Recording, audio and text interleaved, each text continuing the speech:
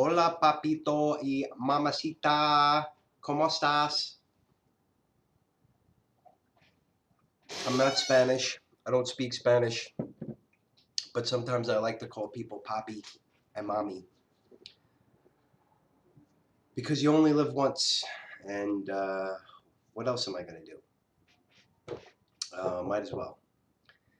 I'm sick right now. My throat is all torn up. And I might end up coughing up some nasty yellow stuff while I'm recording this. That's sort of been happening periodically for the past day, which is why I'm making this video, because I'm sick and I don't know what else to do. I don't want to go anywhere. I just want to relax. I just want to chill and let my white blood cells get all the energy that my body has to knock them germs the fuck out. It's been a long time since I posted a video, and look at me, check me out. Look, I'm all grown up. I leveled up. I'm level 34 now, which is not bad. I made it. Started from the bottom. Now I'm here. I'm sorry to. I'm already going on 2 minutes, and I've already pretty much wasted 2 minutes of your life. So I apologize for that. Send me an email or a message, and I'll compensate with a 25-cent bag of Doritos. Maybe we'll see. We'll see how I feel at the time. So, I guess there was something that was brewing in my mind that I thought might be a good topic for a video, and it's a story, and that story is something that took place last week, and this is going to lead into another story, so prepare yourself accordingly. Go number 2. If you feel a turtle head coming, this is going to take a while, so you might want to go drop that deuce and then come back to the video, and then we could re-engage and get it popping or something along those lines. Last week I was on the subway. I was on the subway, the New York City subway. My favorite place to be. I make sure that I don't man spread. I'm not a man spreader. I keep my legs nice and close to my nutsack so that I don't break the law and violate women's space. I was in the New York subway, and I'm usually sort of meditative when I'm in the subway. I'm just kind of,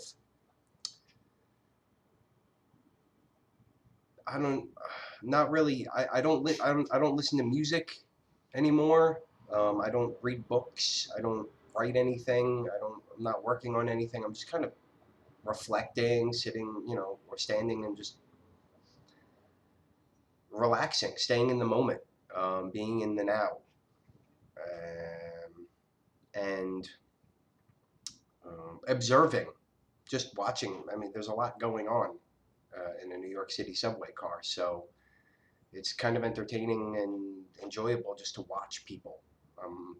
I guess I'm in people watching mode. Not that I'm like watching them like stalky watchy, but it's just, see what's going on. I like to look at people's sneakers or shoes for some reason now. I started, someone once told me that you could tell a lot about a person by the shoes that they wear. I know this is sort of like one of those fortune cookie things, but I'm going to hold back on the yellow stuff for now. I'll just swallow that. Disgusting. All right. But yeah, okay, so this has nothing to do with the story. Well, it kind of does. So I like to people watch. I like to, see, not hawk anybody or eyeball anybody, but just kind of peripherally observe what's going on. And there was a woman. There was a Mexican woman. And hopefully I'm not uh, in trouble for pointing out her ethnicity, but there was a little Mexican lady, and she was there with a carriage with her daughter. And the daughter, a little baby girl, must have been 1. If I had to take a wild guess, I would say 1, maybe a little bit more than 1. And like most kids in the subway, they're kind of finicky. Like they're in this box, and there's a bunch of people around that they don't know. It's a kind of a weird situation, and they want to move. Kids want to move around. They don't want to sit still, and that's sort of the law of the land in the subway. Everyone's supposed to just. I mean, even like I mentioned that man spreading thing. It's like you're not even supposed to like spread your legs out too far in the subway. It's fucking Nazis. It's run by Nazis, yo. But this little girl was finicky, and she wanted to move and engage and do stuff, and maybe look out the window or walk up to some random stranger and poke them in the eye, or not, not maliciously, or not, just jokingly, like you know who knows what she wants to do. She wants to go and do something, with maybe engage with her mom, or engage with the environment, or engage with the people that are there, which seems kind of obvious to me. I remember when I was a kid being in situations that were kind of like adult. Um, there's a very strict order thing going on where there's really no space for the child, for a kid to be a kid, on some Chuck E. Cheese shit. But the girl was finicking. The little girl was finicky. Like she was, I don't know if finicking is right. Finicky? She was, you know, she wanted to move. It was obvious that she wanted to move. She didn't want to be still. And she was crying. She started yelling and crying. And in the past, it's kind of weird. In the past, like hearing a child yelling and crying, I used to feel irritation or some degree of anger towards the noise. Like that's bothering me. Um, and now when I hear a child crying or screaming, I still feel a degree of irritation, but it's more towards the parents. It's like, especially if it's going on for a long period of time and nothing is being done to satiate or to, resolve the discomfort that the child's feeling. So when I hear a child crying and wiling out, I feel compassion towards the child, and kind of like, I guess a part of me, or a thought that runs through my mind is like, what the fuck is this parent doing? Like, why are they not being a parent? Like, what's the problem here? Um, so the mom has the girl in the carriage, and she's squirming and trying to get out, but she's locked into the carriage, and kids are not, uh, what's the word? They're not sophisticated enough, I guess, to dexterous enough to like unlatch themselves and just get out of the carriage. They just, once the parent locks them in, they're locked in and they can't get out. They don't know how the fuck to get out. All they know, and they don't know how to say "let me out of here." They only know, at least at this age, at the age of 1 or so, they don't know how to say "get me out of here." They just know how to scream and yell and cry because they don't like it, and rightfully so. Um, and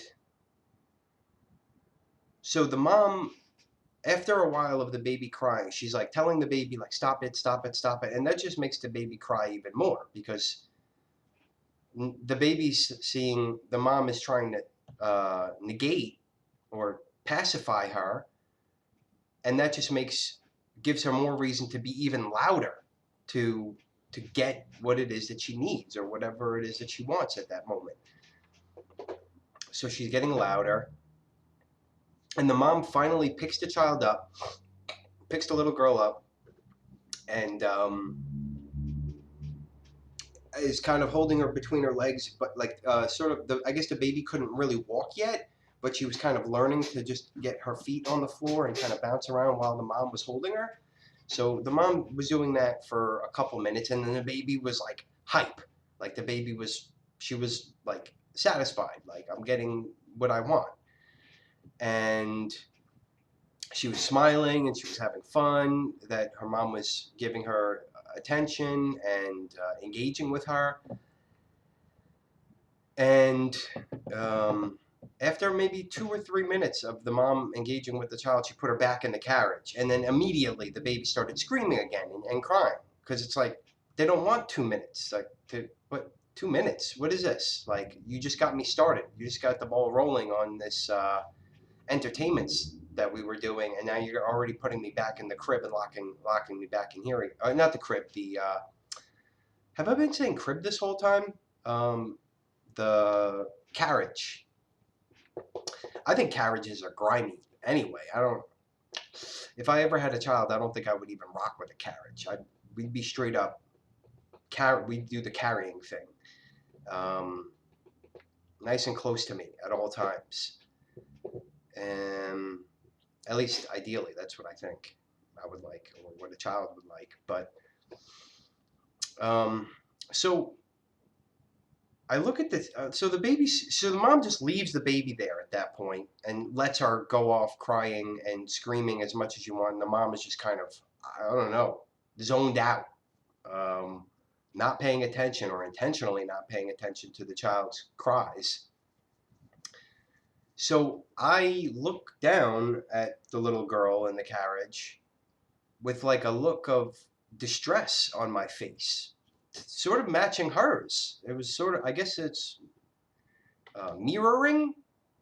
I think they call it mirroring. It's sort of you show the other person that you are connected. You understand what they're feeling, and you're sort of acknowledging. Yes, I understand. I could feel it too. I sense it. So I looked at her with like a look of distress on my face, and then she started, then she stopped yelling, stopped crying, and was just looking at me, locked eyes, locked. I was like, I got to admit, there was a part of me that was a little shook. I was like, yo, that's a fucking strong stare. But I kept looking.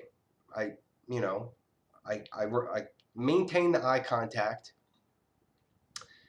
and just my face was sort of naturally following her facial expression. So um, once she saw that I was mirroring the distress that she felt, her distress face went straight to like a calmness, like a very serene, like she was almost like in a daze looking at my eyes.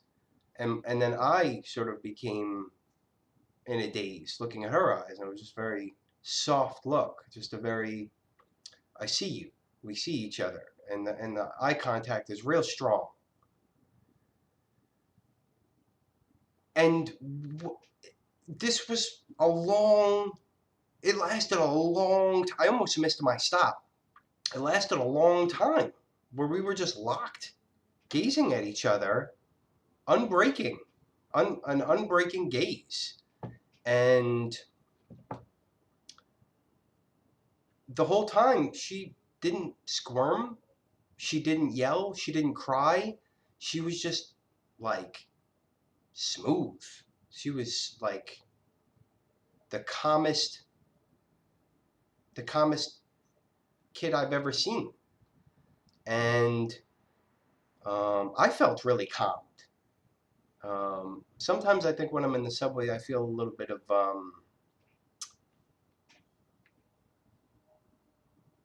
like crammed inness or something like that. I feel a little bit like I kind of want to get the hell out of there, really. I don't like spending time in the subway. I spend as little time in the subway as I possibly can, but I mean, it's not so overwhelming that I'm crippled, but it's not that comfortable. I'd rather not be in the subway car. But so sorry, I'm taking so long to explain this, but maybe I'm doing a good job. But I was so focused on this experience, this connection, that the train stopped at my stop, and then I guess I'm lucky because my unconscious sort of said, "Hey, snap out of it." Like for some reason, I thought to stop to look up, and I was like, "Oh crap, that's my stop." And then I went to go walk out because the door was about to close. Like those doors only open for like 20 seconds, so I went to walk out, and then I realized while I was walking out that I forgot to say goodbye. So I waved goodbye, said goodbye, and she was still like in a daze looking at me. And I would have felt kind of rude, or I wanted to say goodbye. So I'm lucky that I remembered to, even though I was like, I got to get the heck off of here, I still remembered to say bye real quick on my way out and kept it moving. Never saw the kid again, obviously. But I guess that story is good. I mean, that's the reason why I'm telling this story is, one, because it recently happened. Two, because I think it's a important, maybe not important, but somehow useful story to tell. And it also leads me to another line of thought, or another train of thought. Oh, train of thought. See what I did there? But yeah, I guess the premise of that story is kids don't, it doesn't take much, right? Sometimes this was sort of a situation where it's like the less the better. Like she didn't even need to be playing a game or running around or doing anything. She was perfectly content just staring eye to eye with me. Somebody that she doesn't even know, you know, who's this guy, this creeper? Who's this creepy white guy staring at me? Um, she didn't know me, and she was perfectly content just looking into my eyes, and I was perfectly content looking into her eyes for, I don't know, 5 to 10 minutes or something like that.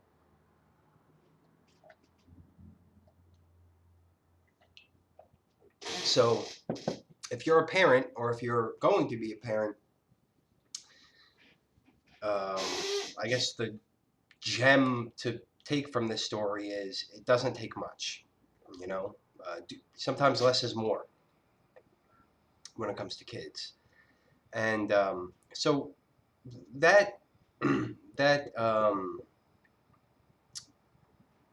that situation on the train had, I guess it sort of led my mind to start thinking about something that I had worked on in therapy, or while I was in therapy several years ago, which was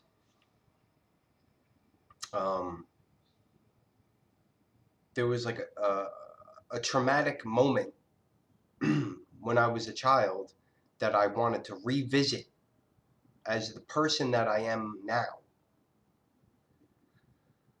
and see what would happen. So when I was little, I was probably somewhere between 1 and 2. My mother put me in a crib to sleep, and it was, I guess maybe all cribs are the same. I don't really have a lot of experience with cribs, but basically they're like jail cells on both sides. You're not getting out of this bed, kid. You're in there. You're not going anywhere. And it kind of reminds me. There's like a scene in Back to the Future, the first Back to the Future movie, where spoiler alert, Back to the Future. I'm going to talk about that, but if you've seen Back to the Future, he goes back to his mother when she was a teenager. This dude goes back in time. Marty McFly goes back in time and ends up linking up with his mother when she was a teenager. Ends up going to her house, and he sees his uncle is in like a playpen or something like a crib where he can't get out.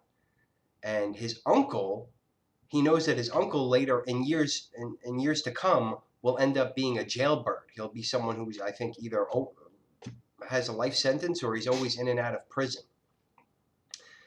And he knows that his uncle is, bound for a future in prison because he's already seen the main character has already seen the future.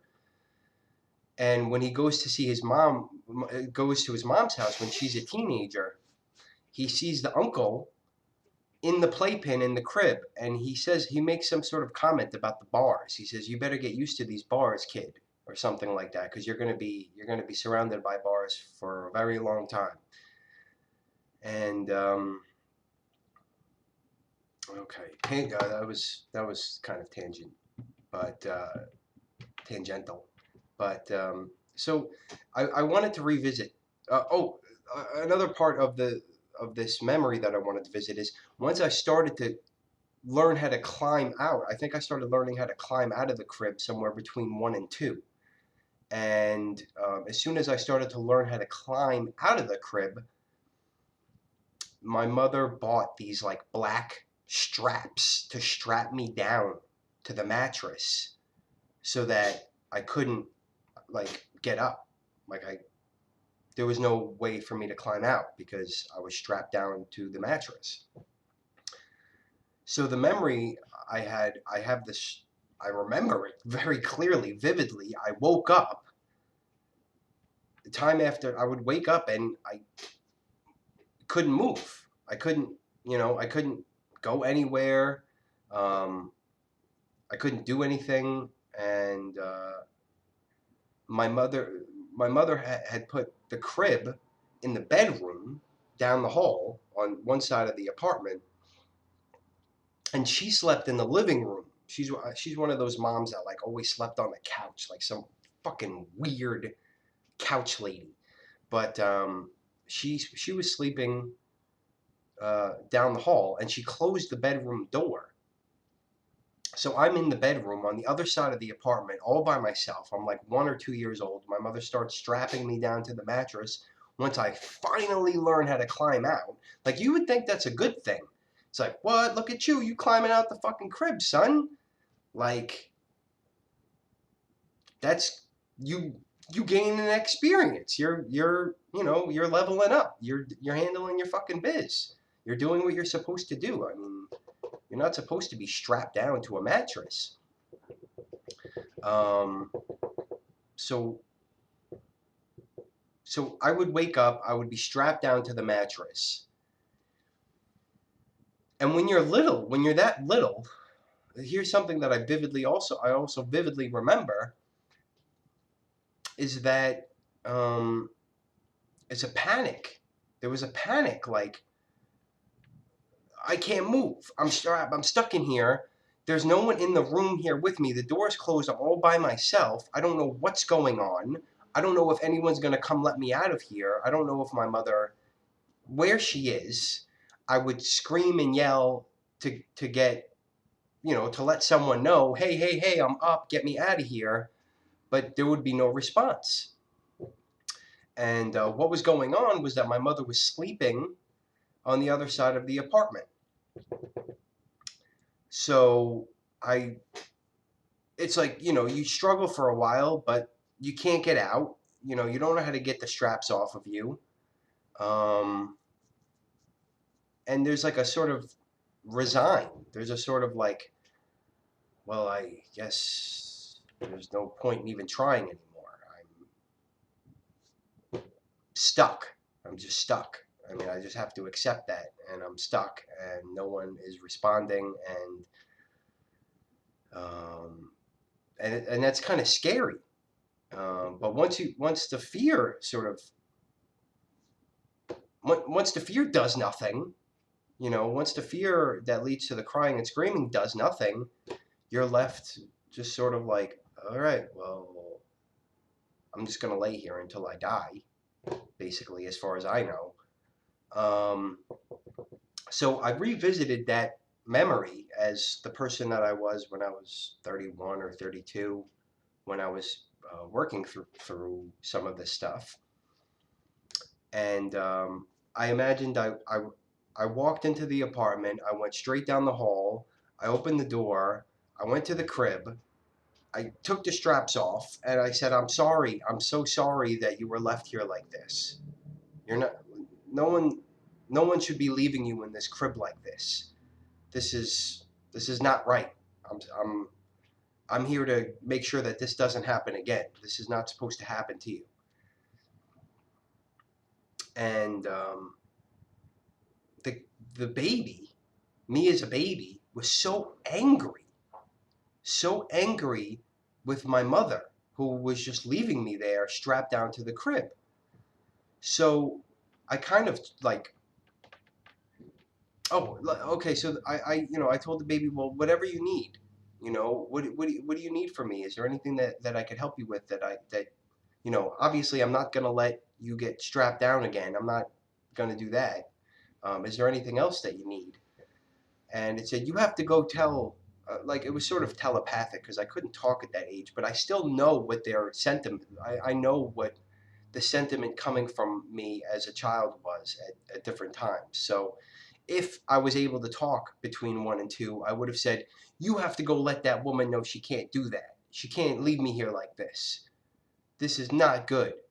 I don't feel safe here. I don't like this. So I carried the baby. This is all in my imagination. Bear with me. So I carried the baby down the hallway, and I went, and my mother was there sleeping on the couch, and I'm like, hey, hey, wake up!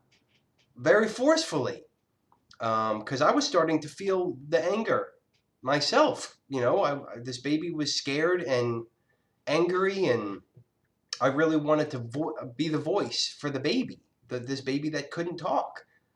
And essentially, when I was that age, like I was saying, I couldn't speak.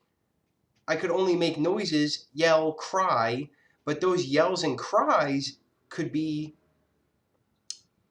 there's a message behind them. Yeah, I didn't have the capacity to speak English to convey that message, but the emotion spoke, told everything. So, um, my mom, in this, ow.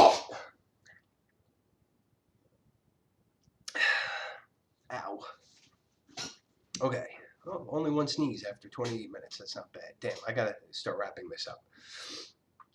But I'm not gonna be able to get this done by 30 minutes. That's okay. Anyway, where was I? Oh, so I wanted to be the voice for this baby that couldn't speak. And if this baby could talk, it would go into the living room and it would say, hey, you can't leave me in there like this. You can't, this is no, no, no, no.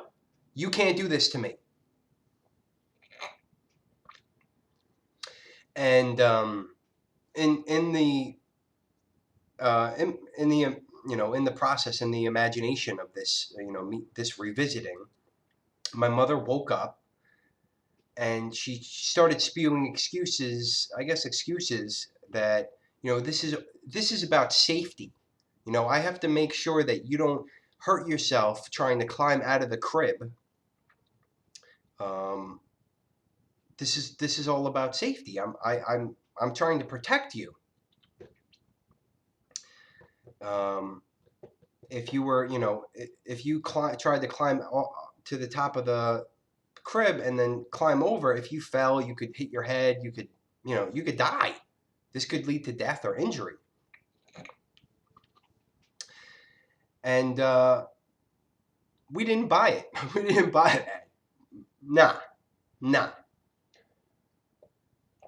Baby said, nah, no, no, mommy, no. So I told her no. And then I said, follow me, follow me. So I carried the baby down the hallway to the bedroom, and I kicked the side of the crib off. Like I kicked it mad times until the wood just broke off. And then, when it was loose, I pulled it and threw it to the other side of the room. And I'm like, if it's about safety, all you have to do is fucking take the side off. And then I could roll off. I don't have to climb anything. This isn't about safety. This is about you wanting to get some sleep and don't want to be interrupted by a crying baby. But you decided to have a fucking baby. And you decided to have a baby with a guy that would move 3,000 miles away before the baby's even fucking born. You decided all these things. You decided to be the strong, independent fucking mom, right? You decided to be the fucking woman that works and, she's working, she's doing her thing, she's going to school too, and she's a strong, and I take care of my baby. I'm a single mom. I'm a strong ass single mom. I take care of my baby. No, you fucking don't take care of your baby. First of all, your mother, my grandmother, takes care of me more than you do. She watches me more than my mother did. Secondly, you were supposed to get into a relationship with a man and have a child with a man that if you have a baby with that, if you have a baby together, there's no time where the baby needs to get put to the side so one of the parents could sleep. Like, if you're going to sleep, then my father should be awake, or somebody should be there at all times for a 1 to 2 year old child. Like, I don't know where the fuck you learned to parent, probably from her shitty parents, but I said, this isn't about safety. Like, you're full of the poopies. You're full of more shit than this baby's fucking diaper. Because look how easily I didn't even have to go out and buy straps. I didn't even have to spend money. I had to rip the side of this crib off, right? And she goes, "Well, that's an expensive." In this conversation, in this dialogue, she goes, "Well, that's an expensive crib. You can't just rip the side of it off like that." And I go, "Oh, well, if that's the case, then I went and I grabbed the mattress, just the mattress padding, and I took it out of the crib and I put it on the floor. And I said, look, okay, if you don't want to fucking break the crib, put the fucking mattress on the floor. Like, this is so simple. It's so simple. You don't have to attach straps. You don't need a crib. What you need is to get your fucking shit together. And fucking if me as a baby is learning to climb out of the crib, then you could just put the mattress on the floor. It's not that hard. Like, the baby doesn't have a problem sleeping on the floor. That's fine. And on top of that, why are you putting him in this fucking bedroom on, 50 feet away from you on the other side of the apartment with the door closed while you're sleeping? This is a fucking baby. Like, this is a baby that can't even, like, let's say he had an itch on his foot. He couldn't even get to it with the fucking straps on, right? Do you like being strapped to a bed? Who likes being fucking strapped down to the point where they can't fucking move? It's fucking retarded. It's like the people, it's kind of like the people that walk around with their kid on a fucking leash.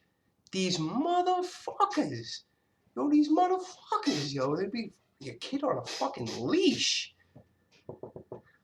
So, the story about the little girl in the stroller on the train led me to start thinking about this. And then I thought, let me throw it together in a video. And I think what's useful about talking about this, and I could go into more details about what happened in the reenactment of the history, me going back in time and in my mind and having this conversation with my mother, having this interaction with me as a child. Something that it has helped me with is no child of mine is going to be put in a crib. No child of mine is going to be left in some other room. Like, as long as I'm in, in functioning, healthy, working order, I'm not going to. There's going to be no. Oh well, we got to put them in the crib. They have to learn how to sleep by themselves. Oh, they have to learn to just cry it out. Just cry it out. We got to do the sleep training. We got to do the fucking with the parenting book set. Fuck that. Fuck parenting books. No cribs. No cribs allowed is my motto. And that you might learn, your child will, if you have one, if you're someone who has a child, or if you're someone thinking about having a child, I think this is useful for you to hear, because it'll benefit your child. I think it will, at least. I mean, I think it would have benefited me greatly to get the sort of attention that I needed at that age, instead of being locked down all the time and fucking prevented from growing, pretty much, and learning, and you know figuring out my motor skills and climbing out of cribs, and all that shit, and getting the attention that I needed. So yeah, I mean, my thing is, look, no kid of mine is gonna be left alone to cry in a crib. No way. And so I was talking to someone about this, and they said, well, you can't let the baby sleep on your bed because you could roll over and crush them. And I mean, okay, I could see the point in that, but they sell these things.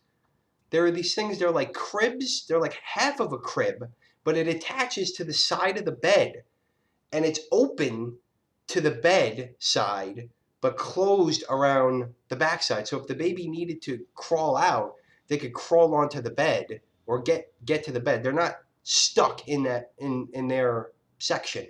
They could get out, they could reach you.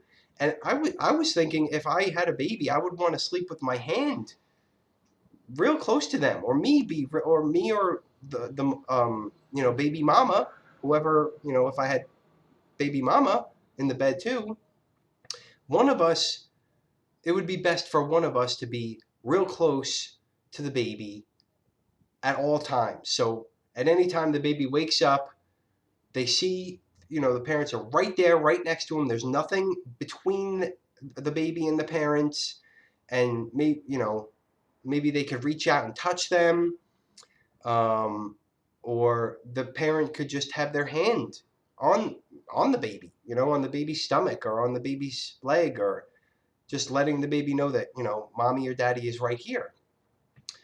And I guess I don't know. I could probably go into a whole bunch more details of how I explored all this, and the conversation that I had with, the conversation in my head that I had with my mother about doing this to the child. But I'm running up on 40 minutes here, and holy crap, that's a long time to listen to me, because I get impatient listening to me sometimes. So I could go on and on.